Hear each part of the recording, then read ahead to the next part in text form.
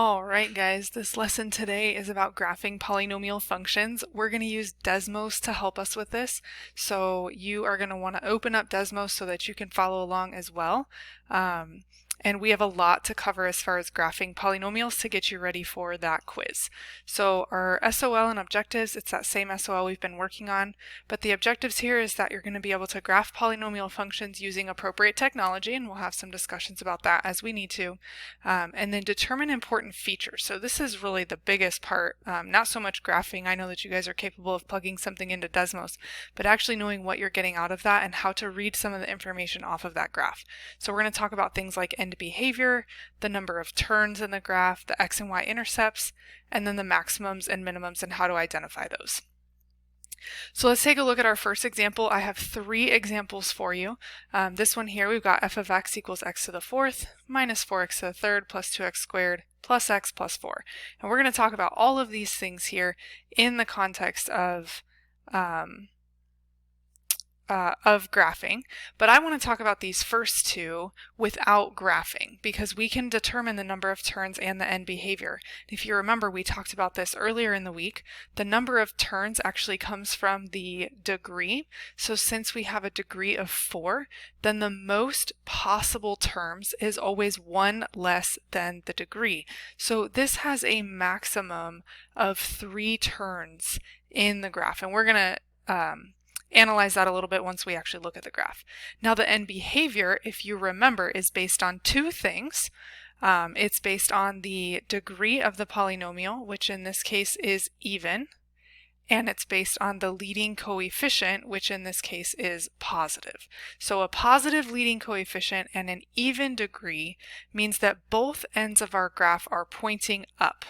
Okay, so as x decreases, so that's the left side, right? We said as x goes to negative infinity, then y increases, y goes to positive infinity.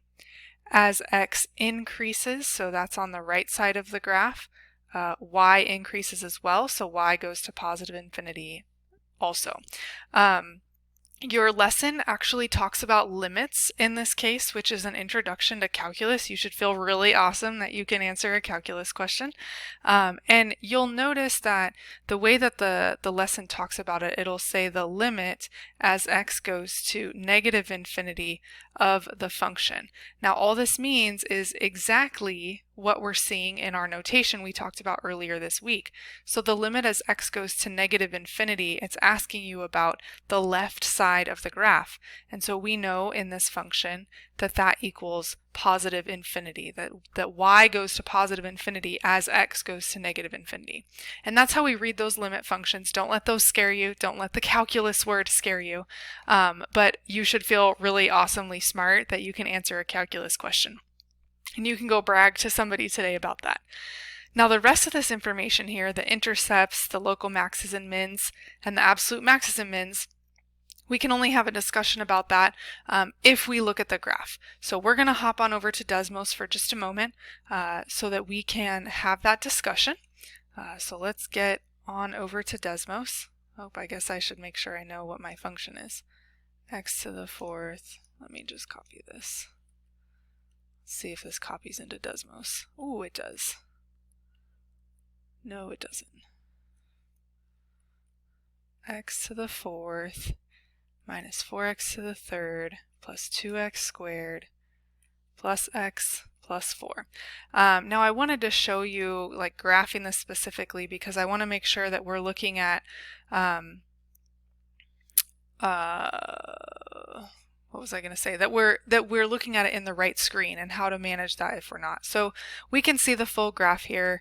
I can grab it and move it around if I want to, but we can see that both ends are going up as we expected from the end behavior. And then we can see all these other points. So the first thing we want to talk about here on our graph is the Y-intercept. So Desmos is the coolest thing in the whole wide world because it actually gives you all these points. You just got to roll your mouse over it. And so the Y-intercept we see there is at the point 0, 4. Make sure you pay close attention to how the question is asking for the Y-intercept. So as a coordinate, the Y-intercept is 0, 4. Sometimes it just asks you for the Y part of the intercept. So you would only want to enter 4. So just make sure you're paying attention to that on the quiz on how they want you to answer it. So the y-intercept is 0, 4. The next thing we want to talk about are x-intercepts. When we're looking at the graph on Desmos, we can see the x-intercepts are where it crosses the x-axis. So we have one here at 1.725, and we have another one at 3.128. Many times, these are going to be decimals, okay, but when they're whole numbers, that means that it's something that you could have easily factored into, and you can write those roots as factors, and we talked about that a little bit yesterday. We're going to talk about multiplicity on another example because we don't have any multiplicity here. It's just the two zeros that we see on the x-axis. The other thing I want to talk about real quick, so remember that the fundamental theorem of algebra tells us that this degree here will indicate how many zeros there are, including both real and complex. So real zeros we see on a graph, we see that this one only has 2 real zeros. So that means that this function has to have 2 complex zeros as well, according to the fundamental theorem of algebra. That's an important note to just kind of make in the back of your head. You want to know that that's what's going on there with the fundamental theorem of algebra and how we can use the graph to help us.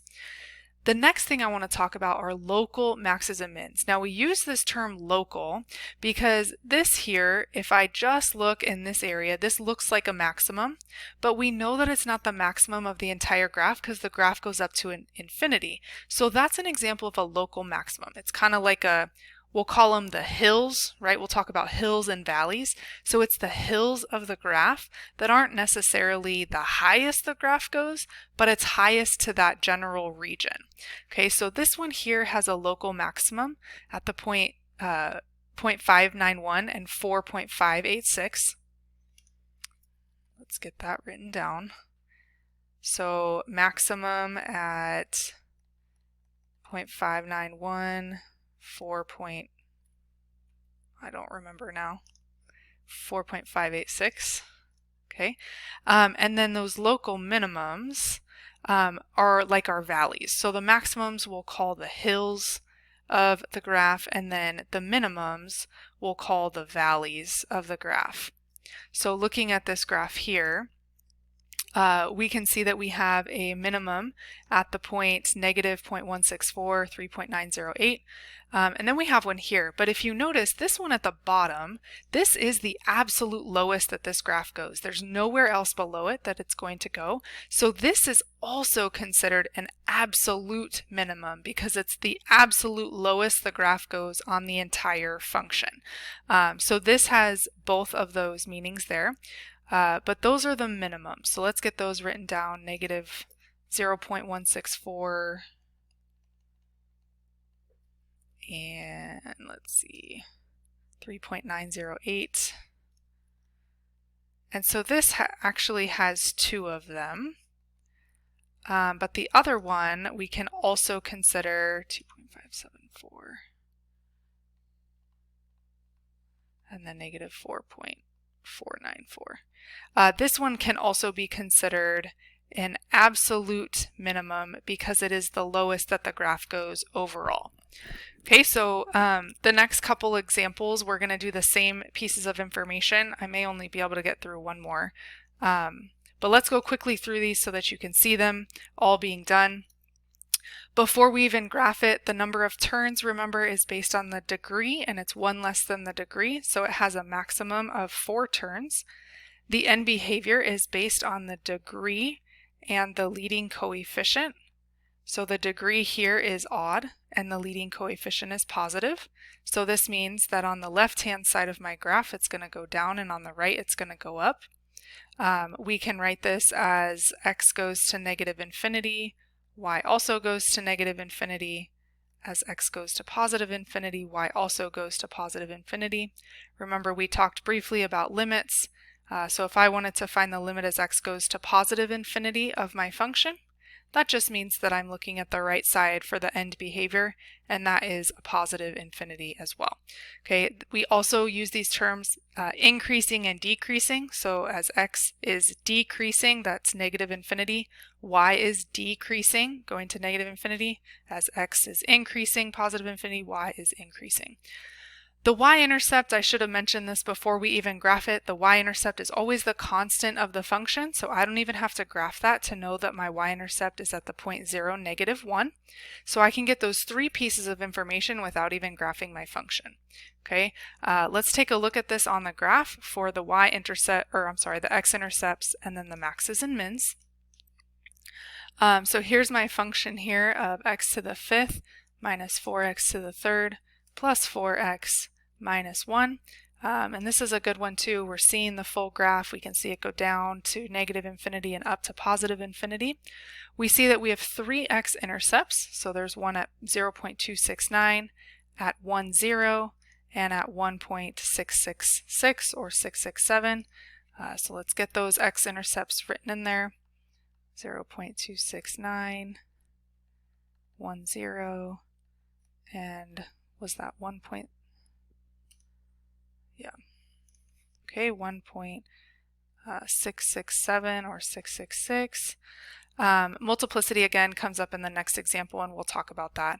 And then local maximums and minimums. Now this graph, because it goes all the way to negative infinity on the left and all the way to positive infinity on the right, this is only going to have locals, no absolutes, because it goes to both infinity in both directions.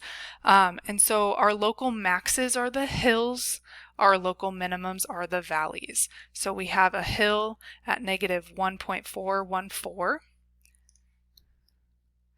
Okay, so those are maxes, negative 1.414 and negative 1. And then we have another hill at 0.632, 0.619, 0.632, 0.619. And then our valleys, those are our minimums. So the valleys are the dips in the graph. That happens at negative 0.632, negative 2.619, negative 0.632, negative 2.619, and then we have another valley here at 1.414 and negative 1. And you may be seeing some symmetry there, which would happen because of how the function is created. So again, no absolute maximums or minimums because it goes to positive and negative infinity. All right, very quickly, let's talk about this last example. Number of turns, of course, is based on the degree. It's always 1 less than the degree, so this has a maximum of 3 turns in it. The end behavior is based on the degree, and the leading coefficient. So this degree here is even. The leading coefficient is negative. And so my graph is going to go down on both ends. So as x goes to negative infinity, y goes to negative infinity. As x goes to negative infinity, positive infinity, y goes to negative infinity. Y-intercept comes from the constant. We can see that there is no constant, so that means this has a y-intercept of 0. And the x-intercepts, let's take a look at this graph real quick, and we're going to talk about multiplicity, and that may very well be our last discussion for this video, just based on time alone. Okay, so there's our function. X-intercepts, if you notice here, there's 3 of them, and they look different. So this one here goes through the x-intercept, this one here bounces off of it, and this one goes through the x-intercept. So when you have an x-intercept that bounces, like this one here, that's when we have what's called multiplicity. So that means that this graph here, this intercept repeats twice. So if it bounces, it repeats twice. So my x-intercepts, again, thinking about the fundamental theorem of algebra, those were at negative 1, 0, and 2. So I have one at negative 1, I have one at 0, and I have one at 2. But I would say that this one at 0 has a multiplicity of 2. And I know that because it bounces off the graph. okay, or off the intercept. So that's where I get my 4 zeros for the fundamental theorem of algebra. I have 1 at -1, I have 2 at 0, and then I have 1 at 2. And that's all information that I can gather from the graph. We could also look at those local maxes and mins and the absolutes, but we've already done a couple examples on that. So hopefully this was helpful, guys. I look forward to hearing your feedback again.